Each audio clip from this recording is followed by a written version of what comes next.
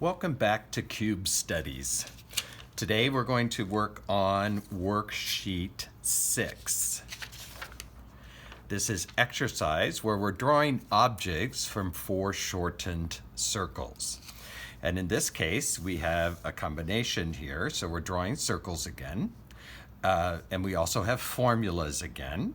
And then in this case, once we get our wireframes or our boxes in, we are going to create in A, which is this one, a circular column with a stripe. B is going to be a pedestal table. C is a four-legged table. D is a horizontal bar with a sphere on the left end. And then we're going to do a tapered lampshade. So let's get started on those. All right, so our first one is A, and A's formula is the height is equal to 5 widths. So just to make things a little bit easier, I usually go ahead and put in a vertical so I have something to measure across. So first thing I'm going to do is measure my width, and then I'm going to do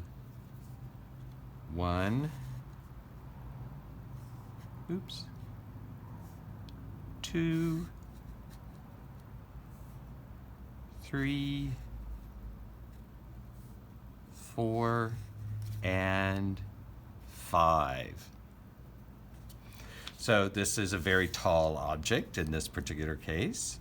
So again, after we get our width, the first thing that we do is we always draw the front face.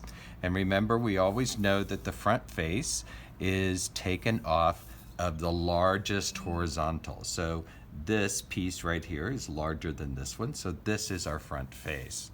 Once we get our front face, just like with all of our other cubes, we go back to the vanishing point from all the corners.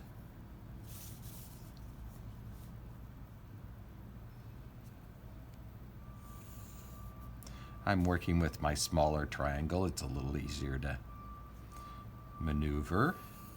All right, then after it goes back, I go back to the footprint and I go vertically for the right-hand side. Then I go horizontal for the back top. Where it intersects, it should align vertically with my back corner. So there is my cube that I'm going to be drawing in. Now, object A is a circular column. So first thing I have to do is put a stripe two lengths from the top. So that is going to be here and here. So we're going to go down rather than up, but it really doesn't matter. You could go from this one up. So I need to put in another base at this point for me to be able to draw my circle in for the stripe that's going to wrap around it, because it's like a piece of paper. It's going to wrap in this direction. Now, on the top one, because we're so close to the horizon line, the closer to the horizon line we go, the flatter our lines become. So I'm not going to be able to see the circle that's up there on top. For the most part, it's just going to be flat. So let's start at the bottom, and like with any circle, we need to find the center line of our square.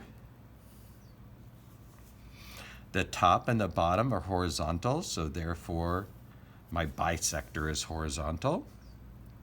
The left and the right-hand sides go to the vanishing point, so my bisector will go to the vanishing point. Then I'm going to draw, so I have 4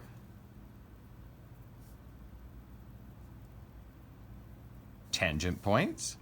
I'm going to connect the tangent points to create the inner diamond. And the inner diamond. Then halfway between the diamond and the outside corner is my other tangent point. So I know this is really, really tight, but do your best to be as accurate as possible. So now I can connect all those points It's going to get really tight in here, and that's okay. Make sure that you swing wide enough. Now let's move to our next one. This is even tighter. Sometimes when it gets really, really tight, the inside diamond is really difficult to see. So sometimes we have to draw the circle when they're tight and flat like this. We have to draw it with just the 4 tangent points of the bisector. So I have a tangent point, a tangent, a tangent, and a tangent. And remember, we want to swing through our points, and we're just going to do a soft little circle here. So it's very, very flat. So in this case, we only did the 4 tangent points. Now up on top, we should be okay. So we're going to do our X, find the center of our square. The front and the back are horizontal. So my bisector is going to be horizontal. And my left and my right go to vanishing point. So I'm going to go through the center and connect the vanishing points. And even though this is tight, I'm going to go ahead and try to get in my inside diamond, because that really will give me another 4 clues on how to actually make this nice and rounded. All right, so I have that in, and now I'm going to estimate between the inner diamond, the outside corner, inner diamond, outside corner, and outside corner. And I'm going to very lightly put in, make sure you swing nice and wide there, staying inside the square. All right, so now with a circle, I know the sides of my circles actually come from the tangent, the right and the left tangent. So I'm going to put my pencil here, and I'm going to come straight up. I'm going to go from my tangent point to my tangent point, right and left, and that is going to be my column. So let's go ahead and ink that in and take a look and see how that actually looks. So in this case, because of my vantage point, I'm only going to see the front top and the front bottom. The rest of the circle is going to be hidden. So I can draw this straight up freehand. I know you're going to wobble a little bit, and that's okay.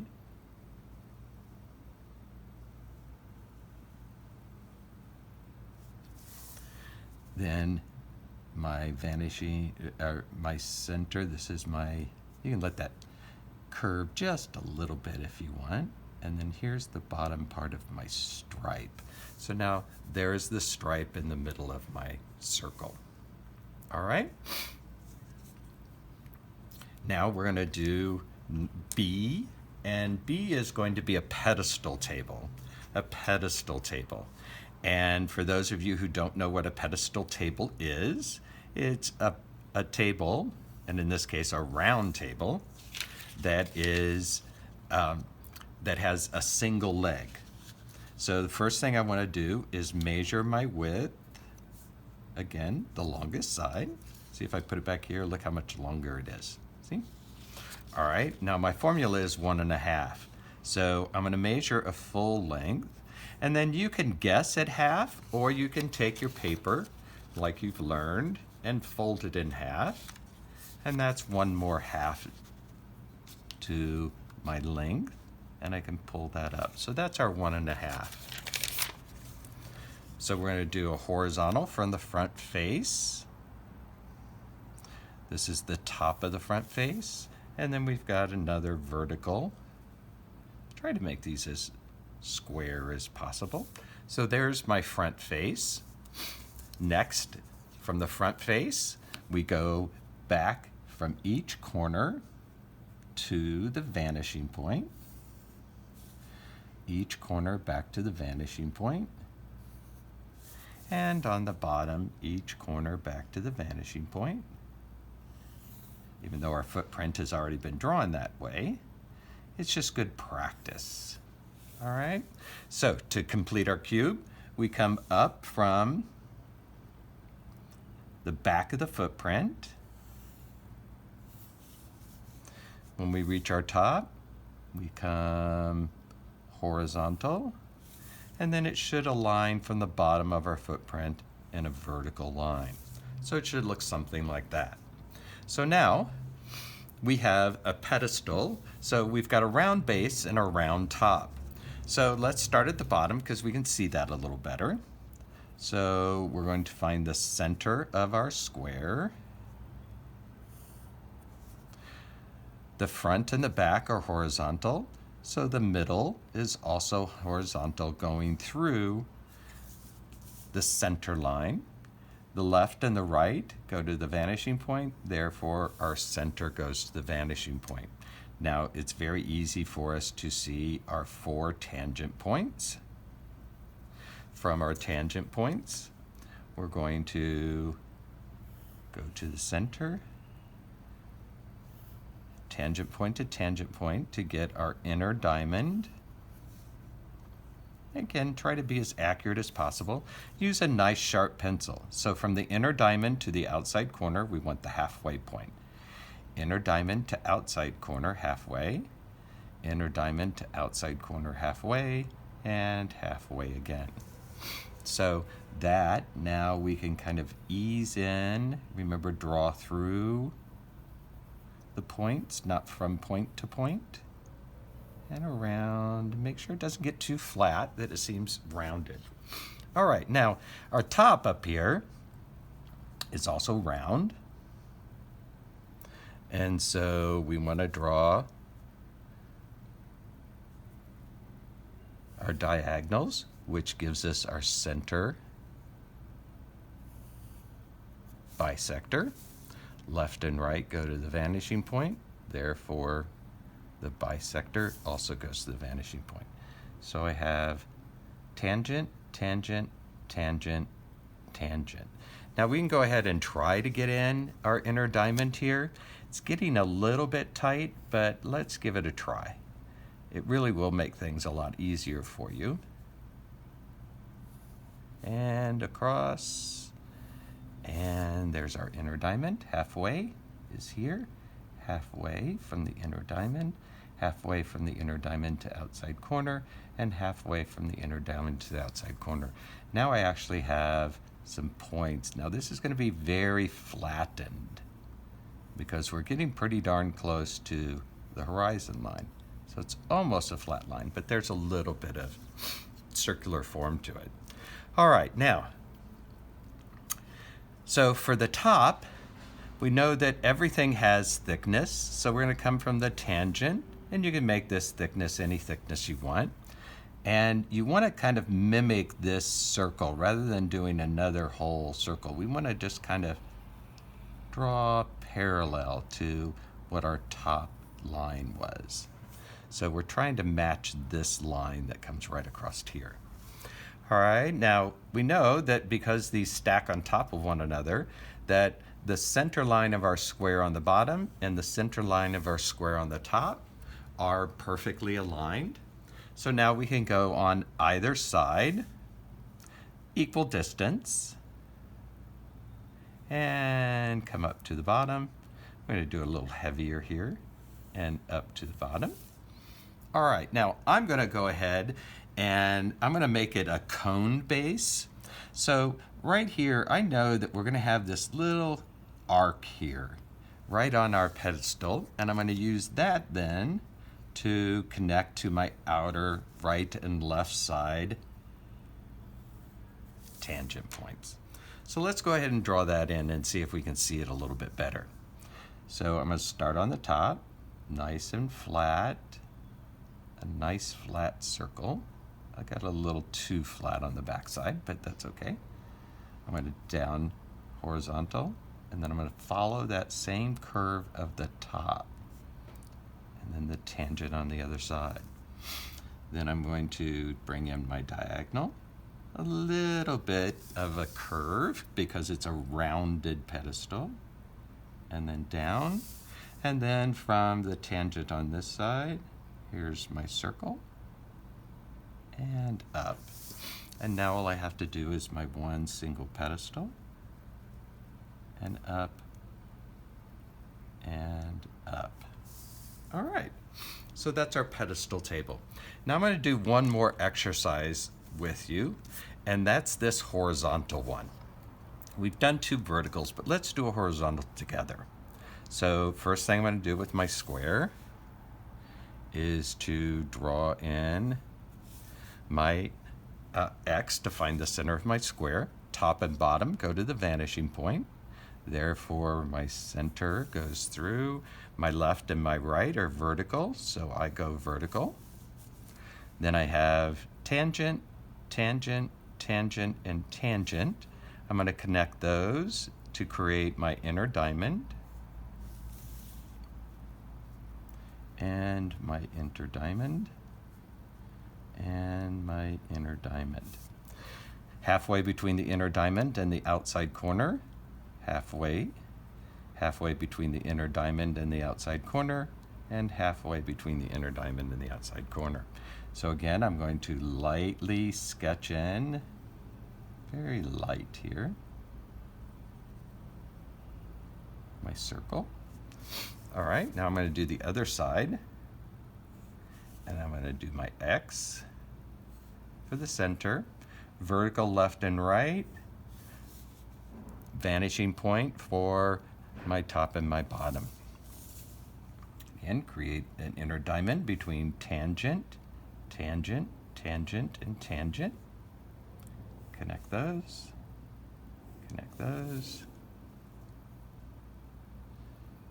Again, I would recommend you use a very sharp pencil for this, because then you'll be able to see it. Now I'm going to do my halfway points between the diamond and the outside corner. And then I'm going to connect those dots. Nice rounded edges here. Nice and rounded. All right, now this is a rod that's running horizontal. So I can take the top tangent points and the bottom tangent points and simply connect those. So behind this backside over here is going to be hidden. So I only want to draw the front face of my circle. Ooh, got that a little flattened, but that's okay. And then here we're going to go up and around, and then we're going to connect the tangents. So now we have this floating horizontal rod. So very simple, similar to the vertical. Now, on the other part of this exercise, it says put a sphere on the left-hand side. Now, the sphere isn't going to want to come from this point. It's going to overlap just a little from the tangent and just kind of freehand this in. It's not a big deal. Look, mine got too big on the bottom, but that's the sphere that was on the edge. This would be something that would look, this is how, I don't know, a curtain rod with a ball finial on the end. All right, now C is going to be a four-legged table. So let me give you some insights to that before I turn that over for you. First thing we have to do is that our height is equal to one half of our width. So the first thing I have to do is do my width. Then I'm going to fold that in half, find the halfway point, and it is halfway from the corner, pulling that up to the top. So we're drawing our front face here. Front face, horizontal, till we hit the opposite, the right-hand side. That's the front face of our cube. We're going to go back to the vanishing point and back to the vanishing point from each corner. Same way on the bottoms. And this bottom. And from our footprint, we're going to come vertically till it crosses, then horizontal for the back top, and then vertical for the back line. So our table is going to be squatty, kind of like a coffee table. Now, this has 4 legs, And as we've seen here, the legs don't want to come from the corners, they want to come from the tangent. So what you want to do is find your center line of your square, horizontal front and back. So the middle is going to be horizontal through the X, and then left and right are to the vanishing point. So now I have a tangent here, a tangent here, and a tangent here, and a tangent here. So if I have a circular top, my legs need to connect to the top. So take your 4 legs from the tangent points on the bottom. On the top, you're going to create a round top again, just the same way that we've practiced. Back to the center line for the bisector, horizontal for the bisector. And you're going to place this top exactly the way we did this top over here, where we're going to add some thicknesses, and then your legs, and do a round leg, so just kind of round and pull it on up. So let me go ahead and go through this one quickly for you. So I'm creating my center diamond by connecting the tangents. Halfway between the tangent and the outside corner, tangent and outside corner, and then I'm going to draw through the circles and draw through the circles. I'm going to come straight down for my thickness, and that thickness can be any thickness you want. It can be very thin or it can be very thick. So there's our tangent. So that's our top. So now each one of my legs will come straight up and straight up from the tangent. So I'm going to do a little rounded bottom, and then that should match right along with our tangent. A little rounded on the inside of the square. Remember, it has to fit under that top. And try to make your legs all about the same thickness. It takes a little practice. And then here is my, there. Then you can ink that table in. Make sure that these are nice, flat, rounded. The top up here is a tapered shade, a tapered lampshade. I've completed a sheet for you that I'll go through. And notice that when it's tapered, it goes, the top is smaller than the bottom. So what you want to do up on the top when you do your X, you want to come in and put a square inside of that top that's going to be smaller. And then you simply come down at an angle for your taper. So that will give you an idea of what the final project looks like.